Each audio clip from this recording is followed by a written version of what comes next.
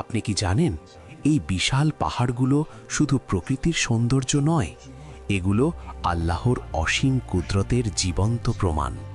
পবিত্র কুরআনে আল্লাহ বলেন, আমি কি ভূমিকে শয্যা এবং পাহাড়সমূহকে পেরেক স্বরূপ তৈরি করিনি? সূরা আন-নাবা ৬-৭।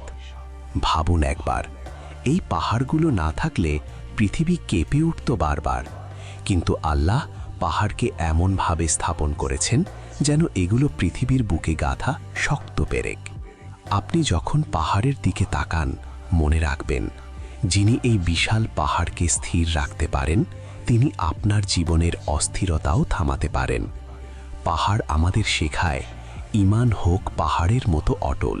ঝড় আসবে, পরীক্ষাও আসবে, কিন্তু আল্লাহর উপর ভরসা কখনো টলবে না। সুবহানাল্লাহ। আল্লাহর সৃষ্টি, পাহাড়, পর্বত, আকাশ সবই নীরবে তার মহিমা ঘোষণা করছে।